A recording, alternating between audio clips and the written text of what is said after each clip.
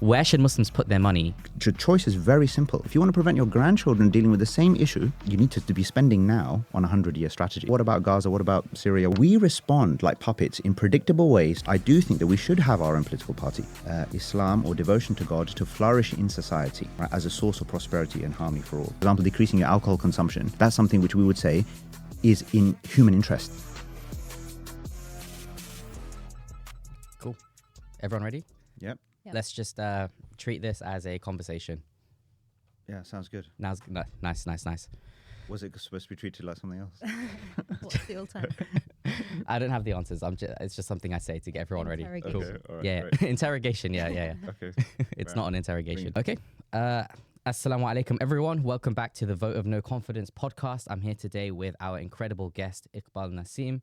So Iqbal has left a lucrative career in the world of investment banking to go and start, as I'm sure many of you may know, the National Zakat Foundation, an organization which has transformed the way that Muslims give in the UK and now across the world. Following that, he has gone on to, during that, he also set up Funders in Good, and he has gone on to lead many transformational educational courses for the Muslim community, such as Transform My Prayer, which I personally found was a very beautiful experience. So go and check that out, as well as Last Day Leaders, and I'm sure many other things. So Iqbal, how are you doing today? Very well, thank you. Thanks for having me. No problem at all.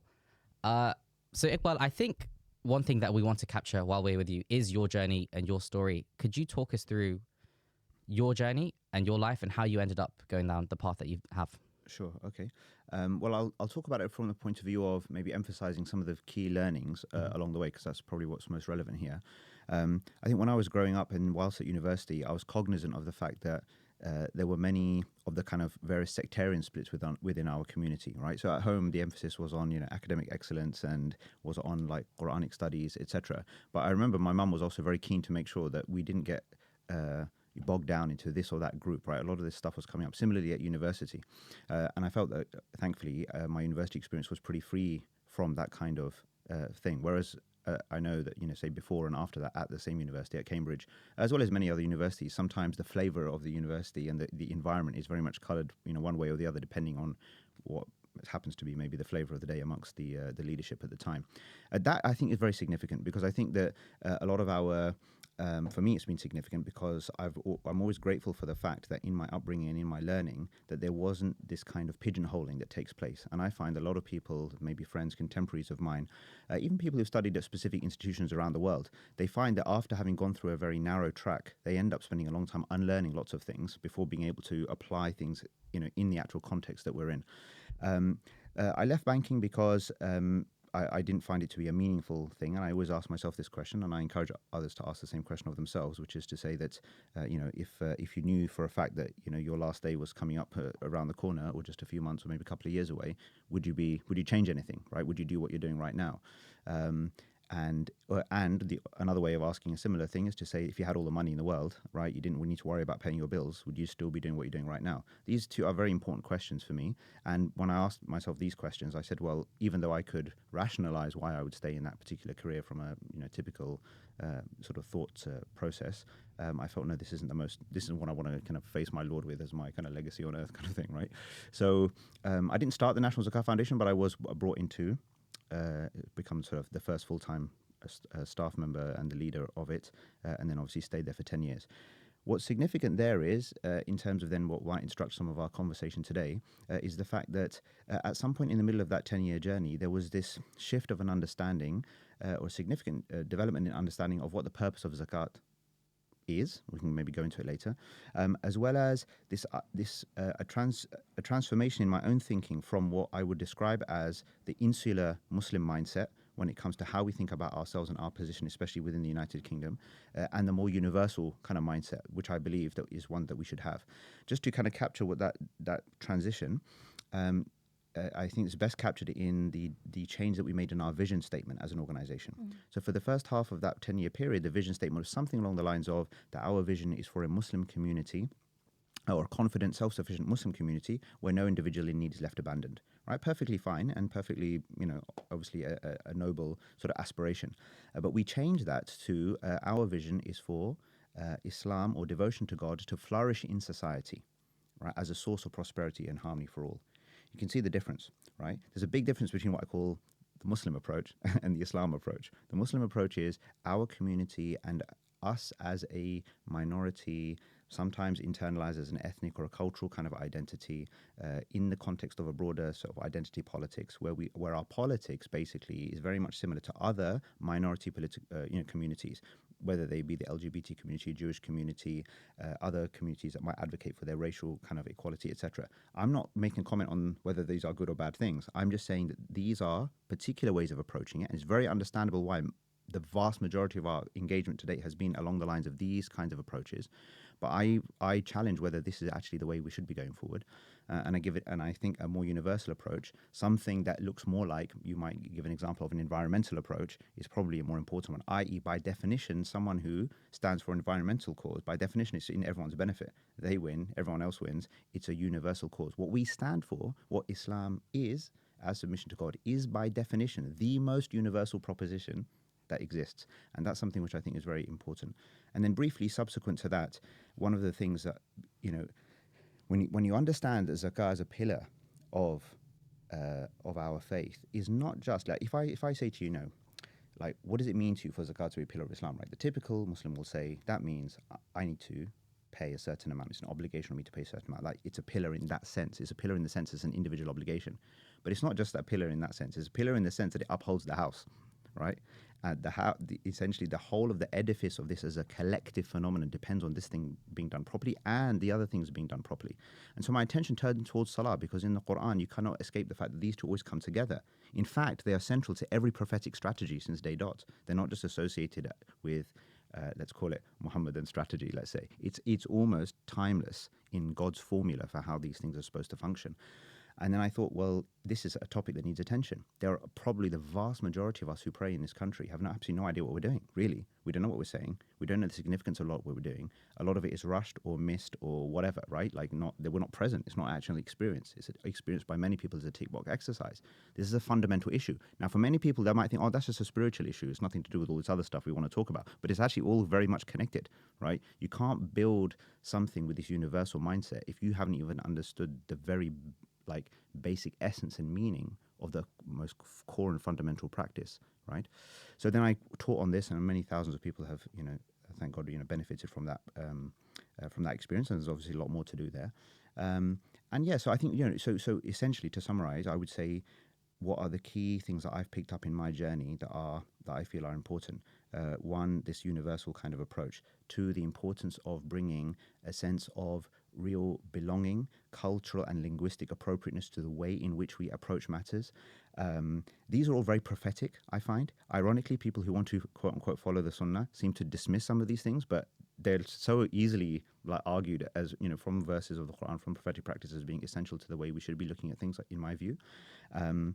This idea of a sense of purpose, meaning, and really fundamentally, it's about, I would hope that as the net result of whatever I'm trying to do right now is simply that we in this community have a collective vision. I think they see as our number one problem, frankly, as far as the Muslim community in this country is concerned. Our leadership, at least, forget, let's say, call it the masses and the congregations and everyone, but I would say our leaders of our institutions, right, and our religious leadership, scholars, let's say, we don't have a binding vision.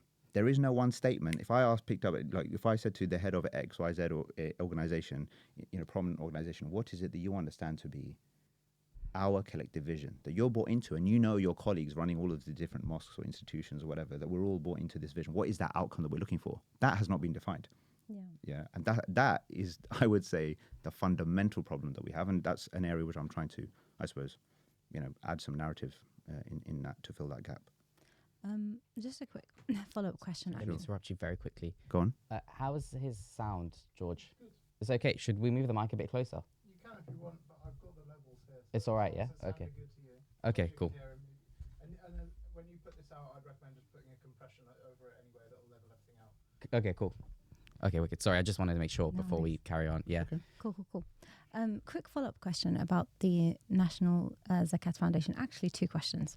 The first is, so the idea, of course, is brilliant, and it's when you think about it, Muslims living in the UK, investing their wealth in the communities that they live in the structure that they live in, to improve their lives and the lives of Muslims. It's a communal vision. It's a brilliant vision, but what it also does, and I suppose this is a bit of the challenge, is it fills in the gaps for the state. So it supplements state structures that are meant to serve Muslim communities. And in doing so, it is essentially Muslims contributing to British society.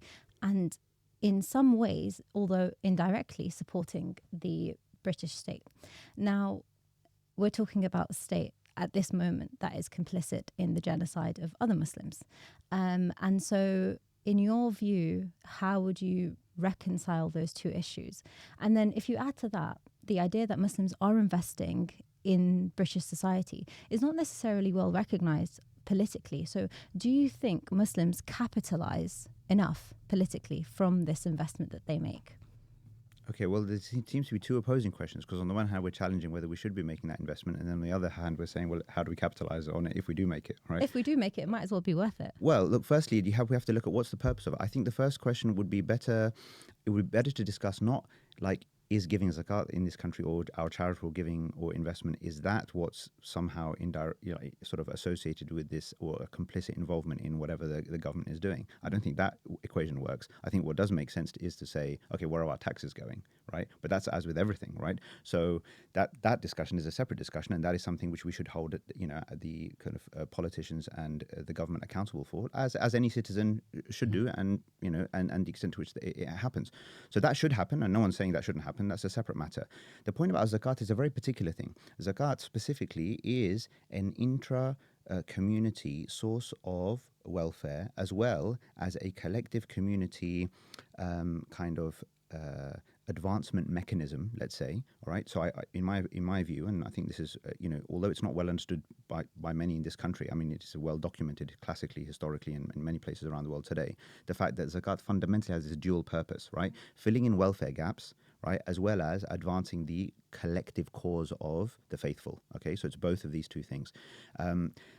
Which, if you translate that into our context right now, to me that fundamentally means institutional development, basically, right? The right kinds of institutions that are going to serve, represent, advocate, blah, blah, blah, right? So these two things. Now, that's something which, these are things the state, or certainly that part of the equation, the non-welfare part of the zakat equation, the state's never going to do for us, nor should they, right? We want to run our, it's a little bit like saying, like, can any random Joe come and run our mosques for us, right? No, we want to run our mosques, and we want to fund our mosques, because if that's not the case, right, that has other problems. So as for there are questions to be asked about the extent to which, from a welfare standpoint, like, are we kind of compensating for this or that? But the reality is that to a certain degree, at any one point in time, you need to take the state's provision or lack of provision as a given. There are gaps. There are always going to be gaps. There have always been. There will be. I'm not saying it should be the case, and in some utopia maybe it wouldn't be the case, but it is the case. And frankly speaking, it's probably less so the case here than in many other places, but it is significantly the case, and especially for, ironically and interestingly, for those who aren't citizens, of course, asylum seekers and refugees, the vast majority of whom are from within our community in this country, they are in desperate straits oftentimes, and a lot of that has been documented and is being clearly seen. When in the years of austerity, as they were called, when I was at NZF, I remember there were reports from certain parts of the country where food banks run out of churches were predominantly being visited by Muslims, right? And so, frankly, like, the theoretical discussion about the local community thing relative to the state thing, I understand it. It needs to happen, and these things need to happen in parallel. I.e., we should collectively be advocating policies and principles at the national level that we think make economic and financial sense, to deal with not just again our community, but what are welfare issues generally speaking. This is an interesting point. I mean, in the cost of living crisis, we had nothing to say really as a community. You see, this is the problem with what I call the insular approach. When we want to do politics to the extent to which we feel that it levels the playing field for us as a community, or gives us some particular either equality or advantage. But where we should be is where we should be advocating stuff which is based on our principles, that has a universal benefit, i.e. with a sense of responsibility and belonging for this country, not seeing ourselves as outsiders, even if others see us as outsiders, right? We should be taking that sense of responsibility, stewardship, belonging, whatever, and taking it to its full extent. As for the rest, in terms of, I think that I do think that it makes sense for us to, in a way that would be, I think, quite normal to do, is simply to share the work that's being done, right? So a lot of the work that we did at NZF this wasn't the intent, but it did end up getting recognition from, various parts of civil society, from politicians, blah, blah, blah, whatever, right? Like, again, this wasn't the intent, but it was like part and parcel of what, takes place. I mean, I ended up being offered an MBE, right, for the work that not something I sought, not something I particularly wanted, whatever, not something I even shout out about. But the point being is that this was recognized at these different levels. There was some of that, call it social, maybe a small degree of some political capital gained as a result. Yeah. Great, fine. So you mentioned that you've mentioned two things here. One is that potentially Muslims and the people in our community need to be looking towards institution building, and we need to start donating in a way that provides welfare and value to our community and the wider community in general. But to do that, we need to invest in the right places with a forward-thinking vision. But at the same time, we've got this problem that you've mentioned, which is that there is no uniting vision between institutions. So in many ways, the generous in our community are faced with this problem of, I want to build capital, but I don't know where to put it, or will it even be used well? Or maybe there's even a lack of awareness about the need to build that capital in the first place, that political, social, infrastructural capital. So my question to you, I'm going to ask you a podcast question. Okay, Where should Muslims put their money and why? Well, the first step is simply to simply understand. In my view, it should be the case that the majority of the voluntary and obligatory contributions that we make here should be invested locally, right? And I know that's very difficult for people to understand, because people make the mistake of like doing the kind of the poverty comparison. But this is based on a fundamental misunderstanding of what the point of the spending is in the first place, you see? Because we have actually secularized these things. So what we understand, that the point of all this giving is simply just, it's like just another philanthropic humanitarian event or activity, but with a bit of a bit of reward on the afterlife, sort of, sprinkled on top, essentially, right? Like that's not what it is. You see, when the individual gives at the moment, what's happening is that we're not giving as a collective. When we give, we kind of give it almost individually, right? I've done my duty, I've got my reward.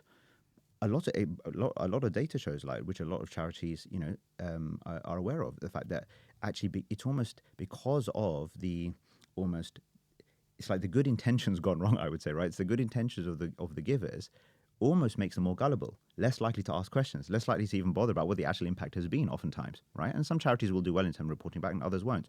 So I think it's about saying, no, we need to think about giving in a much more strategic manner. You see, zakat, for example, the psychology of zakat is how a government sees a welfare budget, you see? It's not how an individual sees, like it's not the kind of, i.e. it's not driven by like a kind of a sympathy for this individual. It's because there is a national project at stake, right? And essentially we need to make sure that this part of it, right, is done properly as part of how a vision for the country, if you look at it at that level. Similarly, zakat I'm just talking about the kind of psychology that's needed, right?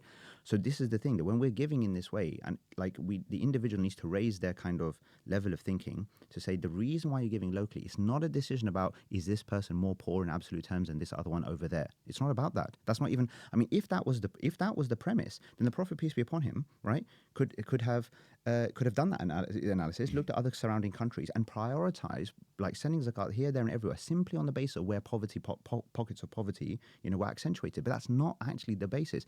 In fact, when he sent, in a famous narration, he sent his companion Mu'adh to Yemen, what was the instruction, to paraphrase, first of all, bring the shahada, then bring salah, then bring zakah. And it was a sequential strategy to bring these three things together as a way of building this community, right? You commit, essentially, right?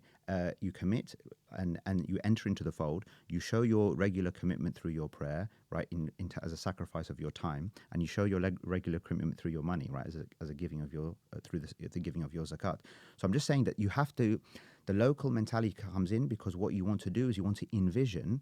You give here now if you want to envision a future for Islam in this country that is one that is prosperous, that is bright, where the proposition of it makes sense to people, where we don't feel like we're on the defensive all the time, where actually people not just appreciate, but they understand, they value what we stand for, right? That cannot happen. It's like anything else, right? It's like if you want to achieve like all of the cultural shifts that have taken place, even in recent years, in the popular mindset with regards to a different phenomena, right? They take place because vast amounts of capital have gone behind those things, as well as human resources, as well as thinking, as well as philosophizing and the grassroots activity, and all of these things come together over some time. Like most of the work that happened, it's like decades of work actually has taken place prior to these things being able to now reach, to then go viral and reach everybody. We need to be thinking with that mentality. So now someone will say, well, what about Gaza? What about Syria? What about A, B, C, D, E, F, G, right? And the choice is very simple. You want to give out of sympathy for the situation right now from a welfare standpoint, you want to give all of your funds because look at the desperate situation there. You will solve, to a certain degree, this year's problem. But if you want to prevent your grandchildren dealing with the same issue, right, or you want us to be in a much more powerful position, an effective position to advocate and to deal with those kinds of issues, then you need to be spending now on a 100-year strategy or a 50-year strategy. So the first answer is simply this. I know that we might want to say, okay, well, now what? Now which institution, which project? We can get there. But for most of our viewers here, probably, this still is the main issue, right? Again, this year, next year, the same thing will happen in Ramadan. It's sadly predictable, right? And I get the emotional drama of it all, but no one can claim that this is a compelling strategy, right, for a spending split if the objective is a flourishing faith in this country. You have to make a choice, right? So you want to say, if people say, well, we're the wealthy ones over there, we should be sending back over there. But I mean, I even question that. I mean, I even question the extent to which, honestly, I question the extent to which we think that somehow on the Day of Judgment, we're going to be first questioned about what did you do for this poor person in this part of the world. Like that, I mean, it's not reasonable that all of those responsibilities come as a prime responsibility for us living out here. Right? If anything, the funds flow should be coming from there this way, right? We're like an outpost, like a bastion, right? A kind of an outpost of if you want to look at it from that point of view, if you want to work, not that I necessarily work from this basis, but if you want to work from like the center of quote unquote the Muslim world is over here, we're out here somewhere, right? Relatively like under the pressure, not in these majority Muslim countries, whatever. You've got literally trillions of dollars, right, in all of these countries around here, in and around these very countries that are suffering whatever they're suffering. Okay. Clearly, the relative responsibility sits there. And frankly, I'm not saying that we should invite all of that money to come in here, whatever. But I'm just trying to, you know what I mean? The perspective, I think, needs to be totally reversed.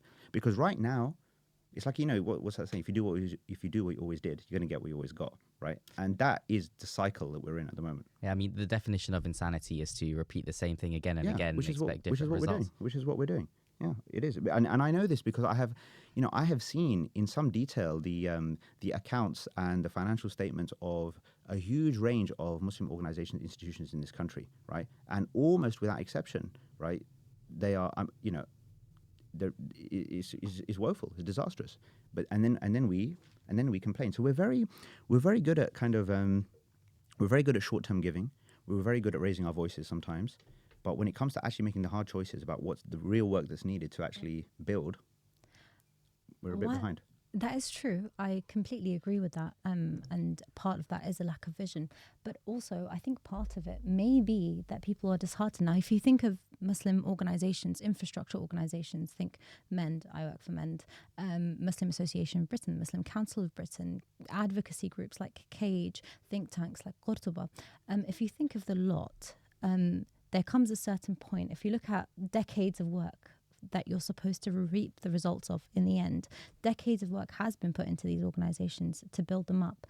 And then you can't ignore the fact that you're operating within an exceptionally hostile environment. So you had just last year, Michael Gove comes out with an extremist definition that lists almost every single Muslim institution and infrastructure organization and labels them or tries to label them extremist with one sweep. And that makes the work significantly more difficult. So do you think there's something to be said for navigating this? People are going to say, well, for MEND, for example, you're an organization dedicated to tackling Islamophobia and have been doing so for 10 years and have been doing forgive me if I say so myself, great work. But but at the end of the day, it's just getting worse. Okay, yeah. So look, there's a couple. So first of all, despondency is not our way. This is where we need to. This is where our kind of, let's call it, our spiritual core, right, needs to be properly. We need backbones, yeah, and we need some guts basically, and we also need to follow the guidance, and that's the hard part in all of this, right? I mean, how do we deal with some of the verses that say, for example, idfa' billati hi ahsan, fa idha alladhi baynaka wa baynahu adawatun ka'annahu waliyyun hamim, right? Respond to. It begins by saying that good and bad are not the same. Respond with that which is better, such that what? So that between you and someone with whom you currently have enmity, you might actually end up becoming a close friend, right? Now, you can apply that principle on individual relationships. You can also apply it on a political basis too, and on these engagements too, right? Some people might think it's naive, but no, it's not. It's not, because there are so many things that we have not done that could possibly, the thing is, we respond like puppets in predictable ways to the way in which things take place, right? So you have these events, right? You have Salman Rushdie, then you have 9/11, and then you have 7/7, and then you have Gaza, and you have all of these international, Iraq War, all of these types of things. The way in which we react to these things, psychologically, we have gone more and more and more into our shell. So we complain about being otherized, but the truth is we've also otherized a lot of them too, right? We actually suffer from, demonstrate a lot of the racism that we also talk about, that we are victims of, right? We have drawn the line collectively between we are the Muslim, they are the non-Muslim, right? And as if the line is permanently drawn. So the thing is that we need to reframe it. We can't hold others responsible for our strategy and our approach. And Allah says, right, you will most surely be tested with regards to your selves and your wealth, and you will most certainly hear from those who've been given the scripture before you and from those who associate partners with God, things that will cause you much hurt, right? It's a guarantee. Like, it's literally, like in Arabic, right, it's almost expressed in the most emphatic terms that this is going to happen. So the fact that it happens, I mean, that should almost be water off a duck's back. We get it. It's going to happen. There's a misunderstanding. What does he say? وَإِن تَصْبِرُوا وَتَتَّقُوا فَإِنَّ ذَلِكَ مِنْ عَزْمِ الْأُمُورِ, right? If you show steadfastness and God consciousness, then that's something truly to be aspired to. Like, that's the best thing that you can do in the situation. So we need to double down, not on a combative approach, right? I'm not saying injustices and issues and whatever shouldn't be called out. They should be called out. But what we really need to be doing is, the best way for me to capture it is this, right?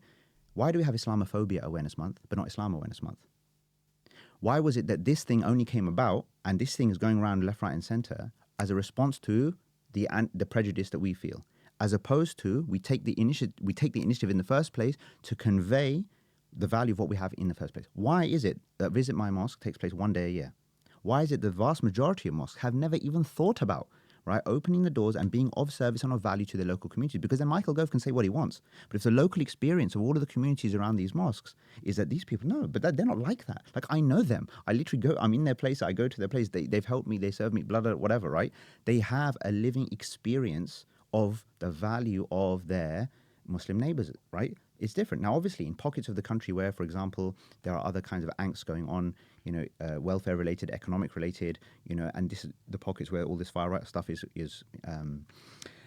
been growing, is largely, so as we well know, right? It's typical things. It's fundamentally actually a money issue, basically, right? Essentially. So again, but we need to kind of anticipate that, and we can just kind of again, you can anticipate that, and you can think about in advance, okay, strategies of how do we deal with these things, right? Because, I think that we have to have, we're not walkovers, and we don't pander to this and that and everything else. But at the same time, there is something to be said for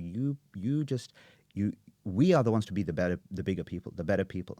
And we have to mix that courage and compassion to the nth degree, right? There's no point us saying, again, follow the sunnah, when the sunnah literally was, right, for the vast majority of the time, until there was like literally physical threats, was forbearance, was magnanimity, was grace, was forgiveness, was continuing to invite. And this is where, as we were saying just beforehand, this is where we need to reframe the narrative, and we need to, I honestly think divine assistance for us depends heavily on the extent to which we'll start taking an ambassadorial role, right, rather than this kind of minority defensive role. And the ambassadorial role means that we don't just get excited when we're responding to something where, as if nothing and none of that was going on, we'll stick to ourselves, you stick to yourselves, and that's cool. No, it's not cool, because we have something, supposedly, to offer. That should be the core of our effort, right? Actually establishing ourselves, showing what submission to God, the value of that in people's lives, individually, collectively, on all of these different policies. The country is none the wiser as to why economic policy is better or worse because of what we have to say about it, or what health, or how health and well-being of the average person in this country, what have we contributed to that, right? When it comes to student loans, for example, as I often give this example, we just want to, we advocate to the extent that we can get Sharia compliant student loans for our students. Nothing to say on how university should be funded for all students, right? So what are we adding exactly into all of this discussion and debate, right? We want our halal food, but nothing to say on food and how, how bringing our ethics and morals and principles into literally the food chain, if you want to say, right? Do you see what I'm trying to say? Yeah. The value of Islam is lost. So what do you expect? So then what do people see? People see us as this kind of people see us as a sort of a foreign, unknown, bit mysterious kind of entity. Frankly, you can't judge the average person for falling prey to the media, whatever the stuff they see. Frankly, if we were in their shoes, we'd probably think the same thing about us, right? That is a hard, I mean, I'm not saying it's not easy, right? We are facing these battles, but the way in which we face them has got to fundamentally change. So it's a combination of capital, narrative, a vision, the qualities that we spoke of. Combine these things effectively, we might get somewhere. But if we carry on as we are, as I said, unfortunately, I don't see. It is hostile, it's tough, but it's going to get worse. If we carry on as we are, it's going to get worse. And we'll be part of the problem, not part of the solution.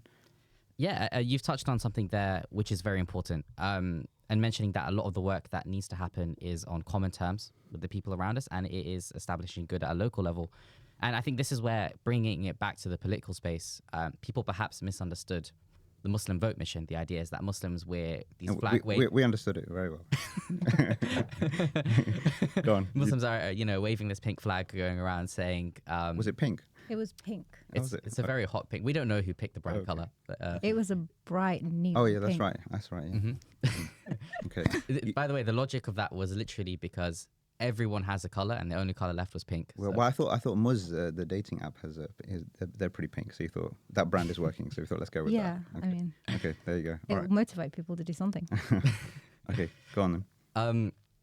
But we understand that politics is not won in the moment of an election, it's won in the moments in between. And much of the work that we need to be doing as a community between now and the next election, at least in the political space, but this transfers to the welfare space and the education space and everything, is engaging at the local level and solving problems for humanity, for ourselves and for the people around us. And in doing that, and through the political structure, through the CAGs that we set up, or community structures, but again, this applies everywhere. Through doing that, we build relations and we build capital, and we can build a positive influence over time. However, I want to bring it back to something you mentioned, which is guts. The kind of work that will move the lever for our community and for the community to create positive change is not necessarily the most well-paid work.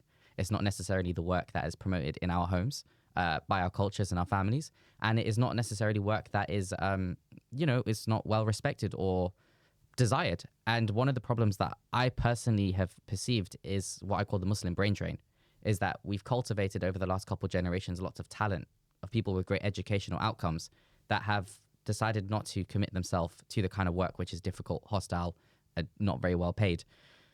My question is this a problem that we're facing, that perhaps many Muslims don't have the spiritual vision, the spiritual hope that things can change, that we can achieve something through this collective work? Is it the case that this work isn't backed by the community on a financial level? And how do we go about solving this? How do we combat that issue? Yeah, there are a lot more people. Certainly, there are a lot more people today, and a lot more opportunities for people to get involved, either to start things or to join things, compared to when I was starting out. I mean, even 20 years ago. I mean, I'm 40 now, so let's say 20 years ago, when I was leaving university, right? I mean, it has changed a lot, and I would say, at least. I don't know about direction, but at least in terms of institutional presence, it has improved significantly. And there's so many different things, right, that are being, I think there is enough of a consciousness. I think the capital issue is a problem because, frankly speaking, like even if people are willing to take pay cuts relative to whatever other corporate career they could pursue, like it still needs to be reasonable for people to. I'm not saying, again, we're not talking about people's individual intentions as to why they're doing what they're doing. I mean, I have a very purist approach to that stuff, but the practicalities are you need to pay, and why not? I mean, again, this is again, even if you just take the topic of zakat, which is for some reason sensitive for most of our community as far as quote unquote admin is concerned, but the categories of zakat, some of them precisely entail that you literally pay people's salaries, right? The amilin, right? Those are the administrators of zakat, but also in the context of fi sabilillah as well, it is the people who are advocating or defending or whatever it is. Like they need to be paid too, right? So these like the investment in human resources is something which is like, I mean, again, that's how everything runs. And I think this is really important because you see in the Quran, you have the contrast between, on the one hand, fi sabilillah, and on the other hand, fi sabilit taghut, right? I.e., in the path or cause of God and in the ungodly causes, let's say, right? So at the time of revelation, the way in which things functioned obviously very different. Okay, there are obviously these general human similarities, but very, very different. Obviously, economic, social, political, cultural, technological, on any front. Okay, it's all completely different scenario. Obviously, okay. So now, a good way for us to think about it right now is like, if we say, okay, what are the ungodly, immoral or inappropriate causes and agenda out there, and how are they succeeding in getting their message out? Now, whatever that is, whatever the means are, those are the contemporary means by which persuasion, etc., takes place. So therefore, we essentially we need to mirror those like things. I mean, it's like, if back in the day, if this army's coming with horses, well, I need to come with horses or better. I mean, it's simple, right? That's the way it is. So if this is the game, this is the arena in which the battle of ideas and battle of whatever it is going on, and these things need to take place, then we need to similarly invest in our people. And we'll see, of course, across different community institutions in other faith groups or in other people who have whatever agenda that they have, right? The people are paid for, they're backed. So it comes back to the question that we had before. So this is where the combination of capital, vision, yes, institution development, and then essentially what you're talking about is a human resources problem, or how do you attract talent, basically. And it should be the case that in the milk round in universities, alongside, Goldman Sachs and whoever, blah, blah, blah, whoever turns up there, like some of our institutions should be credible, like propositions for people, if not immediately, then to say, in fact, they should have arrangements. Go qualify with your ACA over here, get you some professional experience, blah, blah, blah, and then come over. Right, like a teach first almost, the teach first arrangement, right? That's essentially what they kind of have it. It's almost the reverse, right? You teach here for a bit, and you get many people stay there, okay, in that teaching profession. Anyway, that's it. So I don't.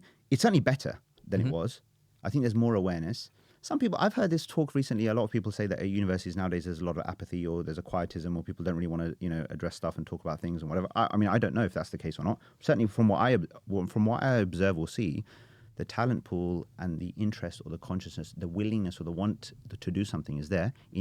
People need guidance, as any young person does, but they need the opportunities. But then I speak for myself, I don't know, you guys look young to me, but I'm saying as the kind of sort of middling generation, the older generation need to build, which I think has been happening and needs to happen more, the avenues through which that can take place and more people can come into these things. Absolutely. Speaking of avenues, so Ayman touched upon the Muslim vote. So the Muslim vote, a campaign, a movement, which we would argue was successful at getting 5 independents into Parliament and challenging the power that the Labour Party had over Muslim communities. Allowing Muslims to raise their voices, to demonstrate that the Muslim vote is valuable and it can have an impact. What were your thoughts on the campaign, how it was run, how it went, and the outcomes? Is this a demonstration of Muslim political power and organising? Can I quickly jump in here as well? I think one thing that I would like to say as well, as someone who, along with Salsabil, was on the inside of the campaign, that the main success of the Muslim vote wasn't just the 5 independent MPs. In fact, that was not really... It wasn't the main big picture goal we were going for. What we were hoping for is the mobilization of the community, and we saw a drop in 600,000 Muslim votes for Labour. Yeah. Not all because of the Muslim vote, but a certain degree of that was because of the efforts of the organisation and its partnerships and its coalitions. But there was perhaps something... Sorry, I just get frustrated when people just say the 5 independents, because as you know, that wasn't the whole picture. There was something bigger at play. And demonstrating that the Muslim vote has value is huge, and that Muslims are capable of voting in a strategic manner to further their goals, to further their political ambitions and goals. So, what are your thoughts on that? Well, first of all, let me ask you guys a question, because genuinely from my understanding, right, how do you see the fact that, for example, now, okay, tons of Muslim votes, went away from Labour to wherever, but now Labour has a supermajority in Parliament and other people to deal with now, as far as any change is concerned, or any effect that you want to have over the next 5, probably 10 years at least. So where, in your opinion, does that leave the fact that whatever has taken place up until now through this initiative? Where do you think that leaves? Has it left? I don't know what's been going on recently, but where has it left our ability to engage meaningfully with the party that is in power now, to effect the change we want to effect? Okay, so I think there are two things to consider here. One is that the Labour majority and the timing of that Labour majority was timing, in the sense that when we were first discussing and the stakeholders were first discussing what can the Muslim vote achieve, we didn't think that we would actually be able to influence a single seat in this election. And that was before the snap election was called. We thought with 6 months notice, you wouldn't influence a single seat. So the objective was never, we're going to smash this election and swing the government and make them immediately change their policy. It's always been a 25-year plan, a 5 election cycle plan, to actually build the capital that is able to mobilize. So now, okay, come to 2024, there was a big showing from the Muslim community, and Labour have also stumbled on to a huge majority, mostly because of the decline of the Tories and the rise of reform. How can we engage? I think the question is, have we been engaging for the last decade or so? And has that engagement ever really been successful? Organizations like the MCB have been at the table. They've been speaking. The question is, have they been heard and listened to? And I think the notion is that without the electoral stick that backs up the carrot, these MPs have absolutely no reason to listen to us, and government has no reason to listen to us unless we are bringing votes to the table. And when it comes to the levers that move politics, you have think tanks that push policy, when you have journalists and media outlets, when it comes to digital capital, and when it comes to things on the ground, the Muslim community is weak across all those areas. So whenever we want to say, when we're at the table, we're engaging, and we want to say, we want you to push this policy through because it's good for us and it's good for mankind, no one ever has a reason to listen to us because we don't have anything to bring, anything to offer, or any real weight behind our policy. So the Muslim vote was not necessarily a step in convincing this government to change the policy in Gaza. That was obviously the intention, but it was not expected that this movement alone would do that. It's just a step in that direction. But we do need steps in every other direction. We need an organization that will not be the Muslim vote, that sits at the table with government and represents our views. And we need organizations that can push policy. And I think all of these need to be moving at the same time. But what the Muslim vote brings, not in this election cycle, but potentially in this election cycle, because we did see some policy shifts with regard to funding to Honora. We did see some policy shifts with regard to, sorry, I missed the other one. What was the other key one regarding the government of Palestine? Policy shifts? Not real policy shifts, to be honest. The arms embargo, the banning of 30 licenses. Is that what you mean? Yeah, the very symbolic, ineffectual ban on licenses. But obviously, I think most people would agree that it's not enough from what we've seen. The electoral stick, we never expected it to fully whack the bottom, but it didn't whack the bottom enough. So there's more work to be done in that sphere. But as I said, it's one part of many levers that need to be pulled. And I think it's about setting expectations. So in fact, it was ethical and moral for us to do what we did and mobilise against a Labour government because they were going to win inevitably a supermajority. That was the political context that I think many people didn't quite get. And there was some talk about, a hung parliament and stuff. That was never really the goal or realistically an outcome that we were looking for. And you're thinking, sure, it's almost, taking out the electoral stick and forcing, us down the road of standing against the Labour Party, a party that, Muslims have contributed to for decades, is almost like the nuclear option. But if you're not going to go for that option in the middle of a genocide when Muslim voices are completely being ignored, when will you? When will that become the outcome, the option that you take? So I think in that instance, it was both, a strategy that you realise that the stick is needed and you have no option but to try and pick it up. Okay. All right. Well, my views are as follows. I think the fact that the issue in Palestine and the way in which people, obviously voted as far as or MPs voted as far as the ceasefire was concerned, and for people to be held to account with regards to that, and for that to be factored into, obviously the voting decisions, is that reasonable? Yes, it's completely reasonable.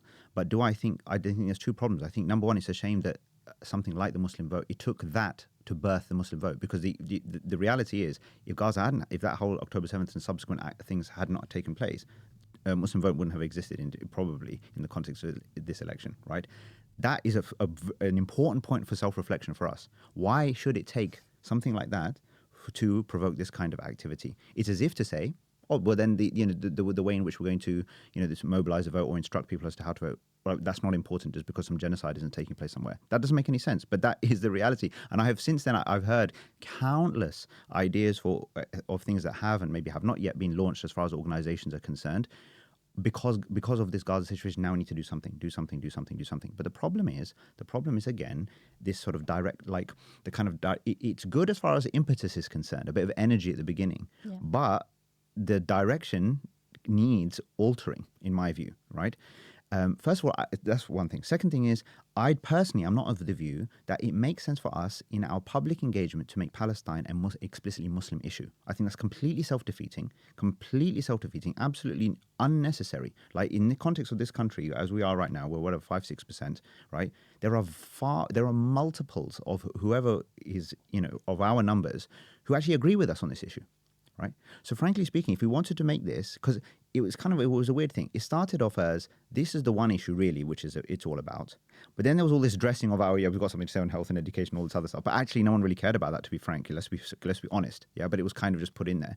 It would have been better, frankly, just to make it literally the Palestine vote. Right. Do a universal campaign. Every single Muslim or Muslim organization who was sort of informed or instructed or compelled in any way to vote differently or in accordance to whatever the recommendations would have done so anyway in response to something like that. But on top of that, you would have been able to build a much, much bigger coalition, probably have had a much, much bigger effect if the core thing was that essentially people that we don't want people who are in support of these atrocities, right, still being in power. Okay, you would have been literally 10 times more effective.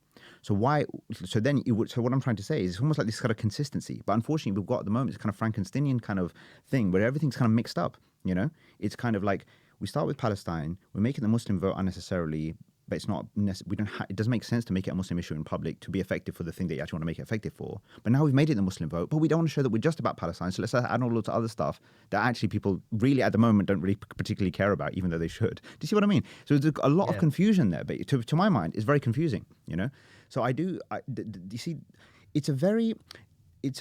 going forward, it is an extremely challenging project to operate. And the reason is because, I just say just on the level of principle, because so far in my discussions with people who've been involved in this project, like the view is that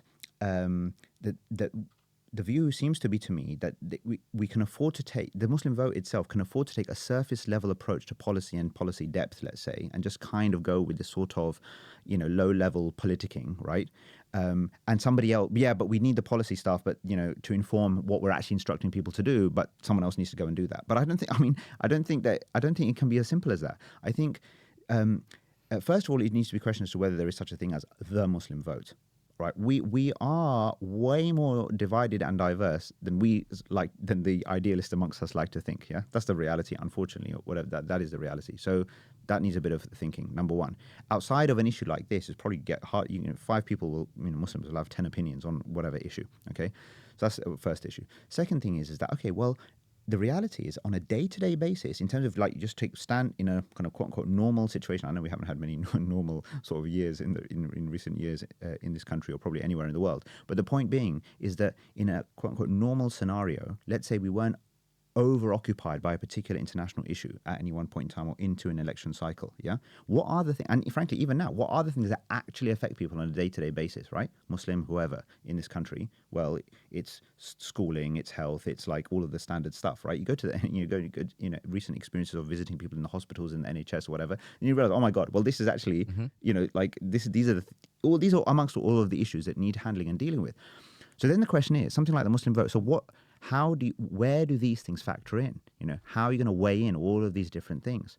And the other point is this, I think that, with regards to, I think what is needed, right, to inform this as well as other kind of such initiatives is that we need to almost think like manifesto-wise. And I've seen historically the MEND sort of, manifesto, and with all respect to you and your colleagues, right, the reality is that that's still, though, it's almost like a Muslim manifesto, i.e. a manifesto of things that work for us, yeah, principally, right?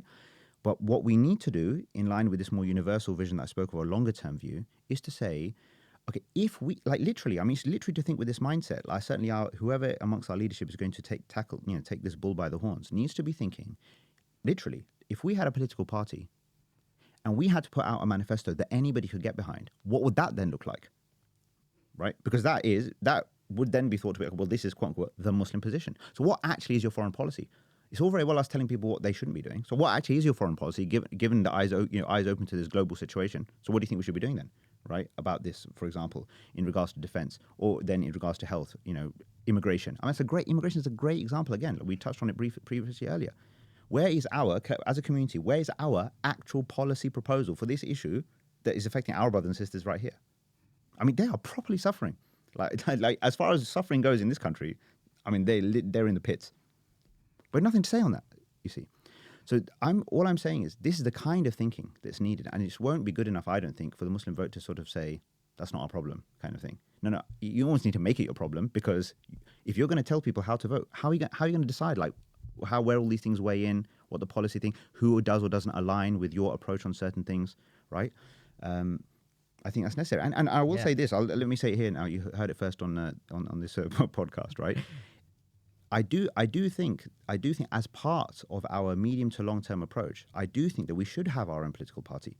I think we need that. I think we should have that, right? No, genuinely, I think we should, because it is the natural outcome of any community, right, or any that has a view of the national interest, and that's what we should be thinking. We should be there in our heads. What is our conception of the national interest? What is good for this nation? And not shy away from about the fact that we think faith is part of that, and this is part and balance. Like a big part of our, interestingly, a big part of our the Quranic narrative is that you're the middle nation, right? And the reality is we can't associate explicitly with left or right, because socially we will lean one way, economically we might lean another way, right? Okay, so we necessarily will have varied and nuanced positions on different things based on our own moral kind of perspectives. And within our own community, again, you'll have diversity. But the point being is that is the kind of mindset. And I do think we should start to be thinking with that in mind, and then encourage people to vote, Muslims to vote, not as Muslims who came from somewhere else, but as British citizens who happen also to believe in God, basically, right? To then say, well, here's some considerations for you to think about, right? That for you as a Muslim voter, as a God-conscious individual in this society, for someone who cares, not just about your own community and what we get and don't get, but the whole setup, that these are some of the considerations. That's tough work, but it requires this deep engagement with ideas, policies, etc., etc. So that's how I see the future of it. Sorry, just a quick comment on the Muslim vote issue, the specifics of calling it the Muslim vote. Not that I had anything to do with the decision myself, but Saida Versi actually touches on this. She said the easiest way to dehumanize someone is by highlighting the fact that they're Muslim, right? Being Muslim specifically is the thing. So I thought that it captured, right? It by calling it the Muslim vote, it captured the central issue, right? Which is that the genocide in Gaza is facilitated and explained away and justified through Islamophobia. And that's the uniting factor here. We're calling it the Muslim vote, and we're emphasizing our Muslimness in this context, because actually that is what is emphasized when the justification of the genocide is happening. And so by linking those two issues together and to ignore, and I think maybe this conversation needs to happen on two different levels, an internal level with Muslims and an external level possibly. But would you not agree that in this country there are many, many voters? In fact, right now, I heard recently, you guys can correct me if I'm wrong, I heard that most recently someone mentioned to me in a recent poll, 80% of the public in this country are against what's going on right now, right? Or has been going on, okay? Yeah. So what I'm trying to say is that, like, even if what you're saying is true, right? That it's still, if Palestine or the politicians' position on Palestine and on this, on Israel's activities in Gaza, if that was the barometer by which or the filter by which we were trying to say this person should be in, this person shouldn't be in, if that was the objective, then it made no sense to just concentrate on 5% of the electorate. Why can't they get on board with us as Muslims? So on the basis that... Because if you're going to call it the Muslim vote and I'm random Joe here, like you're naturally, the brand is not speaking to me almost automatically. Whereas, because you're kind of like why would I, as somebody else, it's almost like, why would I kind of pair with you, like you're talking the Muslim for having the same views. No, but then call it vote for Palestine. Okay. So I think one thing here is I think it would have way more effect. It would have been and can still be, actually, because this issue isn't going away. I actually, people who know me well will probably be surprised for me to say this, but I actually think that whoever thinks that this should be, I'm not saying it shouldn't, whatever. Like, if we think that this should be a key basis, this single issue, and the key moral position or the position that stance a politician takes on this issue should be a key determining factor as to whether any voter in this country considers them to be, frankly, fit for office, yeah, because of the moral kind of weight of the issue, okay, then there literally should be the organization should be dedicated on as a single issue organization to that one thing, right, regardless of whatever else is going on. Let's draw a circle around that and bang the drum left, right, and center all day long. I'm fine, go for it. No, I mean, absolutely. It's clean, it makes sense, it maximizes the appeal, has the most chance of actually getting the result that you yourself want. I think you know what, this is a serious discussion that everyone had. And you know, the ideal scenario would be that you could create something called the moral vote. And that gets buy-in from the country nationwide, and you rally people around the single issue. No, I wouldn't do that though. If you're going to go moral vote, or you got that kind of branding, then that's a whole different. Now we're talking about I would say we're talking about almost like a more conscious approach to a range of issues.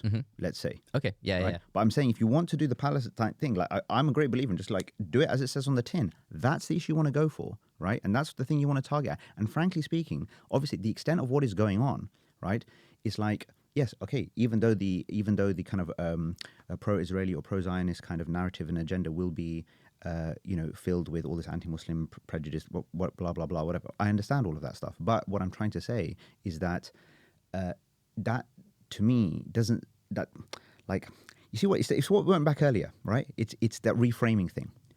They're coming from here, and then we're trying to go here. No, they're coming from here. We need to come around the edge, right? Subvert the thing. I'm telling you, like a lot of what we do is like has been predicted. Like whoever the powers that be are on various things, honestly, like we literally dance to the tune. We think we're like advocating and doing whatever. We literally just dance to the tune that the song has already been written over here, right? Like the way to subvert this stuff, the way for us to completely change the way in which people see us, relate to us, completely change it, is to come out of this kind of the Muslim bubble, frankly, on not just this, but on so many different issues. All of a sudden, we are simply bringing what we believe to be a God-conscious, balanced, moral perspective on whatever the issue at hand is, with everyone's interests in mind. Because frankly, the laws of God, right, as they relate to any aspect of life, okay, they are things that are in the interest or in line with human flourishing. Full stop. It's not when you believe, then it's good for you, but if you don't, then it isn't. Right? We wouldn't say that, for example, decreasing your alcohol consumption is good for you as a believer, but for a non-believer it doesn't matter. No, I mean, by definition, that's something which we would say is in human interest, for example. So that's a good example, right? That's something which, for example, has, less people are consuming alcohol, right, in recent years for whatever, but we've got nothing to do with that trend change, right? And that's a good example of where we could have, because we just see it as that's our rule for us to adhere to. But our problem is not the fact that anybody else is or isn't. Whereas in reality, ironically, right, we just like other people suffer from the fact of substance abuse, because it clogs up the health system, which then my grandparents or our parents or whatever then suffer longer waiting times as a result of, for example. So there is you do the universal thing, it's a win-win. You do your own thing, so actually probably a lose-lose in the end. But there is a problem here, and I think. Sorry to interrupt. We've gone over by 2 minutes, so if we can wrap up in the next sort of minute or so, that'd be really handy. Oh, okay, brilliant. Okay, cool. Okay, we can continue offline. Okay, how do we wrap up? We've got a minute. Thank you so much. Yeah, cool. Okay. Well, Wrap up more in more depth. Yeah, go on. Go on. Say what you were going to say. Go on. my point was too There's a long. problem. Okay. There's a problem here. Go on. Yeah, I think in terms of broad strokes, you're definitely right, and this is the thinking that we need to have as a community. I think when it came to, I don't want to just bring it to TMV, but I think this is reflective of larger problems, is where we should be and where we are, there's a very big gap. So would the Muslim Vote campaign, and this is a debate we had internally, would it have had cut through, and would it have been successful in rallying our own community, not even just to vote in a certain way? Because I always say this to people. People think the Muslim vote is about Muslims voting for Muslims. Couldn't be further from the truth. Yeah. First and foremost, the Muslim vote is about Muslims voting because our national election turnout is 20% below the average. And even with Gaza, we just reached the average. Like, that's what it took to get to the average. So if we could get 80, 90% of Muslims in the country turning up to elections and they ignored all of our endorsements and they just voted, I would be jumping up and down and screaming, as I'm sure the room would. But for that campaign to work, unfortunately, and understandably, the community feels like they needed something to relate to, because maybe something like the Palestine vote wouldn't have cut through as well. People wouldn't have identified. We needed to make the link. At the end of it, you and I, we all agree, whatever's happened has happened. Yeah. It seems that we are broadly agreed that, going forward, something like the Muslim vote needs to, essentially become more reflective of all of the issues at hand, and over time develop principles, at least, if not policies, but principles by which people should think about, these various issues. Like, our political maturity needs to obviously increase. But I would simply say that, as per this vision, I propose a wording or something along these lines, but anything to this effect, right? That our role here, our vision should be a prosperous and harmonious Britain that's built on a foundation of monotheism. Okay, so we don't shy away from the fact that that the monotheism aspect is central to it. And actually, there's much more that we also need to do as a compelling reason as to why this, as a foundation for any kind of sane society, is critical. Because the ills of the secular society are showing themselves anyway, right? In all its sort of in all its negative effects for people individually, collectively, etc. Like, there are so many commentators across the spectrum who talk of the fact that this is a nation that's lost its direction, lost its purpose, lost a sense of meaning. People are clueless, don't know what the heck is going on. There's no binding story anymore, which for a nation that once had it, right? So in a way, like, in our mind, there's a contradiction or a conflict between being quote unquote patriotic and God conscious. But these two actually come hand in hand, in my view. And it doesn't take away at all from the fact that we're part of a global community of the faithful as well. Or we can have we can have it all. We can have the cake and eat it, right? So that is what we should be doing. So I think if that's the direction we can move in, then I think our political engagement will be better. But we cannot be despondent. We cannot respond to fire with fire, hate with hate. We can't like that. I mean, these are not formulae that work. Then it won't work.